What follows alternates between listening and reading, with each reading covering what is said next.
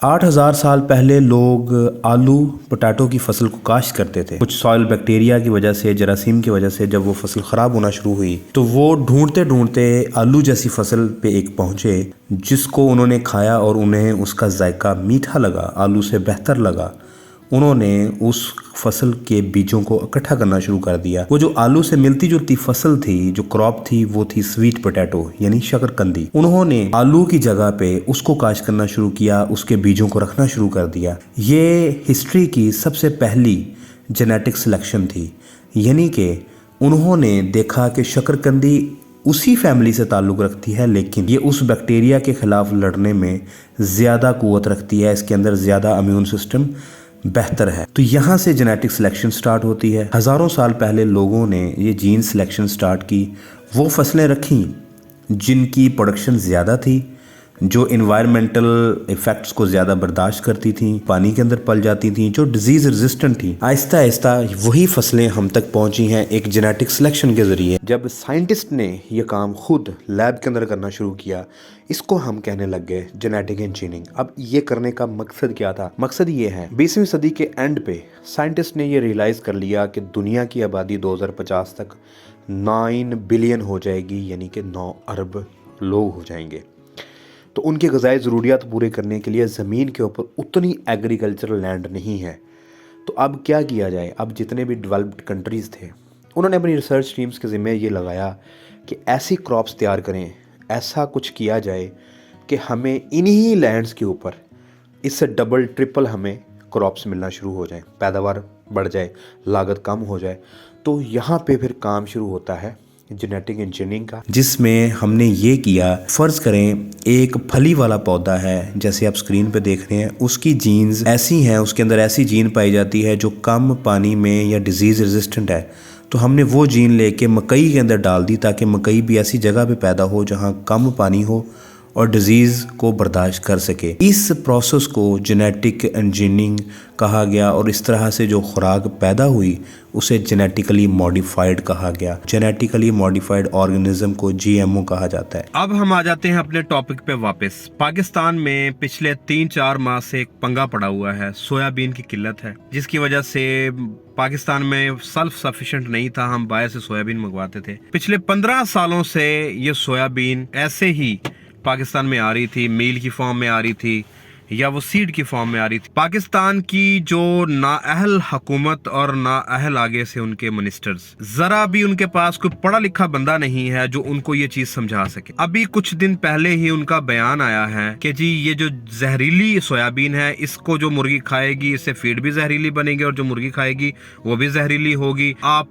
Chicken ना खाएं, हम भी चिकन, मैं भी चिकन नहीं खाता। अब इनको बंदा समझाए। ये इनका मैं इंटरव्यू देख रहा था, ये कह रहे थे कि जी पूरी दुनिया एक तरफ खड़ी और मैं अकेला बंदा इस जहाद में इनके सामने डटा हुआ हूं कि मैंने ये गंदी सोयाबीन, जीएमओ जो सोयाबीन आई हुई है ना, इसको मैंने पाकिस्तान में रिलीज नहीं होने देना। नाअहल होने की वजह से ना पूरी पाकिस्तान के अंदर इस वक्त किल्लत है सोयाबीन की, और साथ साथ फिर वो पोल्ट्री इंडस्ट्री सबसे ज्यादा उसमें डिस्टर्ब है, लाइफ स्टॉक पे भी फर्क पड़ रहा है, लेकिन हम जो पोल्ट्री वाले हैं हम इसमें ज्यादा डिस्टर्ब हैं।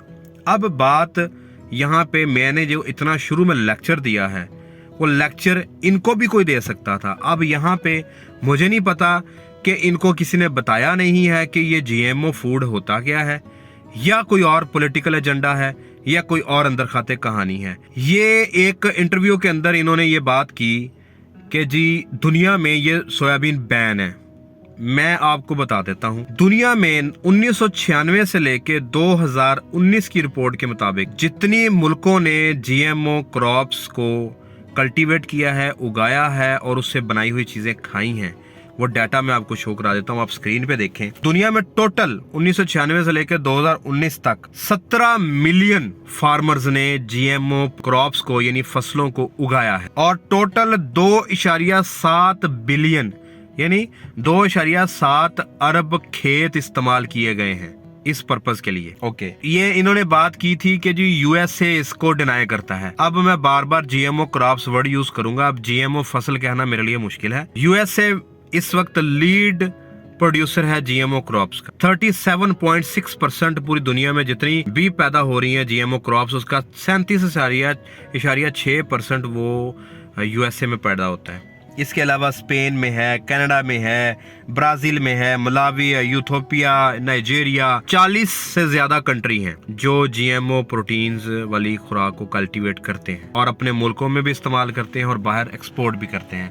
ये 40 वो हैं जो सोयाबीन से रिलेटेड है। इंडिया का मैं आपको बता देता हूँ 6 मिलियन यानी कि 60 लाख एकड़ के ऊपर उन्होंने जीएमओ फूड्स को काश्त किया है। यहाँ पे बात करते हैं जी जीएमओ प्रोटीन्स ये जहरीली हैं। पहले तो समझने वाली बात ये है कि सोयाबीन जहरीली आ गई, संभाल ली बात, हमने उसे फीड बना ली, चलो ये भी मान ली। अच्छा, उस फीड को खा के मुर्गी जिंदा रह गई, वो बच जाएगी, वो सुपरमैन है, आयरन मैन है कि वो मुर्गियां जो हैं वो फीड वो जहरीली खाएंगी और वो मरेंगी नहीं और उससे इंसान मर जाएंगे जो खाएगा उस चिकन को। वाह, लॉजिक तो यहाँ पे तालियां बनती हैं। अच्छा, अब हम बात करते हैं जीएमओ जो सोयाबीन है या फूड है, क्यों इसका यानी कि इसके बारे में जो मिथ्स मशहूर हैं। दुनिया में ऐसे बहुत ज्यादा पढ़े लिखे लोग हैं जो इस चीज के ऊपर ना इन मिथ्स को मानते हैं और उनका जवाब वर्ल्ड हेल्थ ऑर्गेनाइजेशन भी बड़ी दफा दे चुकी है। तो मैं आपको ये मिथ्स बता देता हूँ। इसमें पहली मिथ जो आती है ना, कैंसर पैदा करती है, ये ग्लूटेन इंटॉलरेंस पैदा करती है, इसकी वजह से बच्चों में तरह तरह की बीमारियां पैदा होती हैं। ऐसा कुछ नहीं है। दुनिया में 400 से ज्यादा अदारे हैं जो इस चीज की रिसर्च करते हैं। 40 मुल्कों ने इस स्टडी को कंडक्ट किया था। ये चीज बताई कि जीएमओ फूड्स को खाने के बाद किसी भी एक सिंगल बंदे के अंदर भी ना कैंसर देखा गया, ना बच्चे में किसी तरह की कोई बीमारी देखी गई है। वो कहते हैं जी जीएमओ फूड्स के ऊपर जो चीज पलती है वो जीएमओ का असर आगे उनके जो बाय प्रोडक्ट्स हैं, यानी कि अगर गाय खाएगी तो दूध में आ जाएगा, अगर मुर्गी खाएगी तो गोश्त में आ जाएगा या अंडे के अंदर आ जाएगा। ऐसा भी नहीं है। जीएमओ फूड्स जब वो जानवर गाय, भैंस, बकरी खाएगी या अंडे देने वाली मुर्गी या ब्रॉयलर खाएगा तो वो जैसे ही बॉडी में जाएगी वो उसी तरह डाइजेस्ट होती है जिस तरह नॉन जीएमओ प्रोटीन डाइजेस्ट होगी या नॉन जीएमओ कार्बोहाइड्रेट डाइजेस्ट होगा। फिर ये भी कहा जाता है कि जी इसके ऊपर कोई स्टडी नहीं की गई है। ऐसा बिल्कुल नहीं है। दुनिया में इस वक्त 40 एजेंसीज हैं फूड सेफ्टी की जो इसके ऊपर लगातार काम करती हैं। हर नए आने वाली क्रॉप के ऊपर काम कर जीएमओ फूड्स को 1996 से लेकर 2018 तक टेस्ट किया जा रहा है। एक और जो एनवायरमेंटल एनजीओज हैं उनकी तरफ से ये एक आता है, एक एतराज़ आता है जीएमओ फूड्स के ऊपर के इन फूड्स की जो फसलें होती हैं ना ये एनवायरनमेंट की दुश्मन है, इनके ऊपर कोई भी हनी बी वगैरह कोई भी नहीं आती। ऐसा नहीं है। दुनिया ने इस बात की स्टडी की है, अदारों ने इस बात की स्टडी की है, वो जो हनी बी यानी शहद की मक्खियों की कॉलोनीज में या उनकी प्रोडक्शन में वो कमी आई है वो पेस्टिसाइड्स के बेदरेग इस्तेमाल की वजह से है। अब इसका फायदा क्या हुआ है, एनवायरनमेंट को क्या फायदा हुआ है, इंसानों को क्या फायदा हुआ है? इंसानों को ये फायदा हुआ है कि पहले अगर 5 मन गंदम आ रही थी तो अब 15-20 मन आ रही है। मैं मिसाल दे रहा हूँ। दुनिया में 8.6% पेस्टिसाइड्स का इस्तेमाल कम हो गया है फसलों के ऊपर और उसके मुकाबले में 22% एक एकड़ से प्रोडक्शन इंक्रीज हुई है। 50.7 बिलियन कार्बन डाइऑक्साइड की रिडक्शन हुई है जीएमओ क्रॉप्स के आने की वजह से। अच्छा जी, इसके अलावा फ्यूल की बचत हुई है।